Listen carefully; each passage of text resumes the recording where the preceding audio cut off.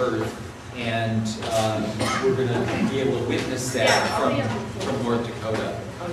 It's going to start at, these are all Eastern time, so this is a picture of what will happen as the moon goes in its orbit around the Earth through the shadow of the Earth. So at 7:45, this is on Eastern time, so at 7:45 it's going to start, and then it's going to be totally in about 9 o'clock, and it'll take about an hour to get through the full umbra part of the shadow.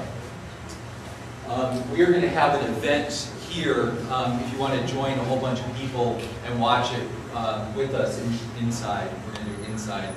We'll have it up on the screen like this in room 114, starting at about 7:30. Basically, what it is a webcast that we're doing with our Scenes project, and you can actually view it on any laptop if you want to. You just go to scenes.und.edu, and I'll leave the URL up there so you can copy that down if you want to watch it.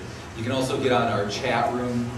We have people from all over the world on there, and it's kind of humorous and fun to watch the eclipse with a lot of people. Okay, I'll turn it over to Dr. Barkhouse. Thanks. So welcome to our monthly astronomy and astrophysics lecture series. Because of the weather, we will not be having observing after the talk. Obviously, you don't want to freeze your eyes with the eyepiece.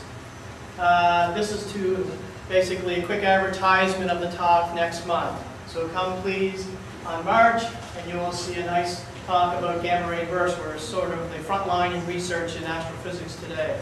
So there's a lot of cool things that's going on in that topic.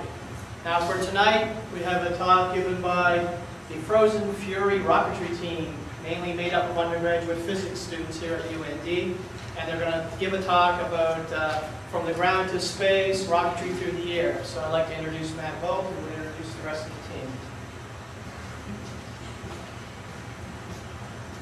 the team. As Dr. Barkhouse said, we are the Frozen Fury Rocketry team. We were put together as undergrads to pursue a competition put out by NASA and Marshall Space Flight Center. Our topic, Rocketry Through the Years. We're going to be discussing things such as the history of rocketry, the physics and rocket components, such as the rockets that we have here in front of us, and then finally the programs that we have, Energy Strike, the large rocket here, and our Frozen Fury competition, just a little bit about that. So, first off, our speaker for history is Lindsay Anderson, and then followed by John McClure.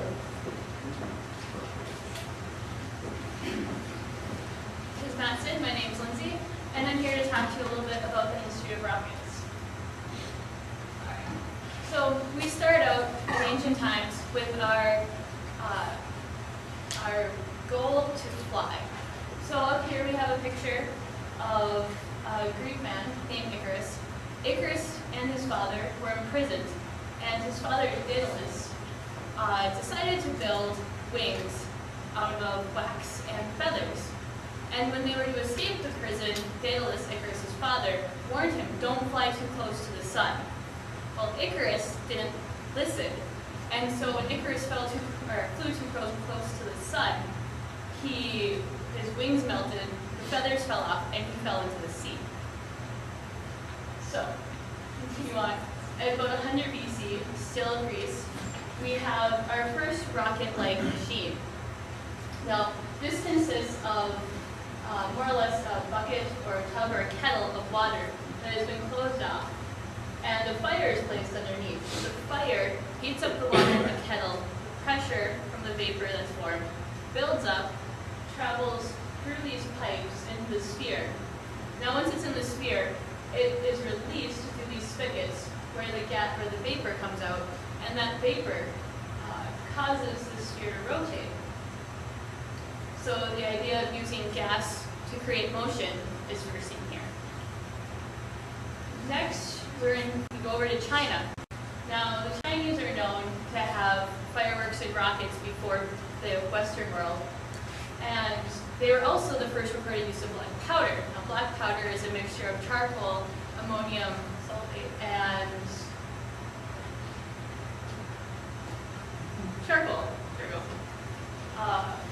So as you can see, though, by the design of their rocket, it was more along the lines of what we consider a firework today. So when they were used in battle, such as is seen depicted here, the Mongols in 1325 22 AD, they weren't used as a weapon so much as to disorient the Mongols. So there was smoke, there were bright colors, there was noise, and as you can see, they're running away from this terrifying, noisy thing. So we get into the 17 and 1800s, and this is a depiction of the war against Napoleon the Brits. And in this, the British used a concrete rocket. And that was basically an iron casing filled with gunpowder. Now these rockets were also used later in the War of 1812 between the British and the US. And these are the rockets that inspired the famous line, "The rocket's red glare," and what is now our national anthem that was coined by Francis Scott Key while he was in a ship off of the coast of Baltimore staring at a fort that was being attacked by the Brits, and it managed to survive for 25 hours under this attack. Move on into the 19th century, and here's a depiction of an Italian man named Rubieri. Now Rubieri supposedly launched an animal in a rocket where it was then recovered by a parachute. Now Rubieri kept experimenting, and he finally got to a cluster, which Matt will talk about later, cluster motors. But you can see up in this picture, there's several tubes here. Those are all rocket motors. It was stopped by the French authorities before he was actually able to launch this rocket.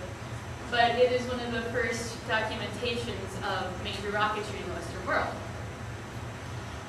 Also about this time, towards the end of Rubieri, people started to understand what happened with rockets, the physics behind rockets, why they worked, how they worked. And here's a picture of Tchaikovsky. And you can see up here in this middle, it's what he thought a rocket would be like. So you have gas being expelled through this coil here. And the reason why it's twisted together is that it would be self-heating. So you have hot gas being expelled, and as it comes through and goes, so up here, if the gas is cooled off, it is warmed again by gas that is closer to the chamber.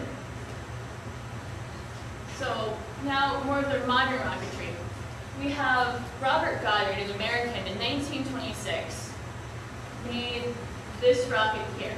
And the neat thing about this was a liquid-fueled rocket. It was fueled by liquid oxygen and gasoline. So Robert Goddard, who was later known as the father of modern rocketry, sent this rocket up, and if you look at it, you can see over in the spec, which translates to about here. This is where the fuel was actually being held, and it traveled up these lines to the point way up here. This is the motor up here, and then the gases were expelled through the nozzle, launching the rocket. Now the rocket only went up about 41 feet, but considering this is one of the first rockets to be launched in America, this is a pretty amazing accomplishment. It's definitely not a small rocket. Over in Germany, during World War II, we see a rocket that is quite well known. It's the V2 rocket. Now, the V2 rocket was designed under the direction of Werner von Braun. We'll talk about later. He eventually came over to the U.S. But this rocket itself, there were about 3,000 of them used, and they were launched by the Germans, and they're also used in the attack on Britain and London. They were pretty much the most well-known rocket at that time, one of the most advanced. So the German scientists that we talked about after World War II, what were they going to do? So many of them defected and came over to the U.S. And here they were hoping to start a rocketry program that would eventually lead to humans in space. So here we have a picture of the German and American scientists together. And when they came over, their first major installation was White Sands in New Mexico. And eventually they were moved over to the Redstone facility in Alabama, which later became the Marshall Space Flight Center.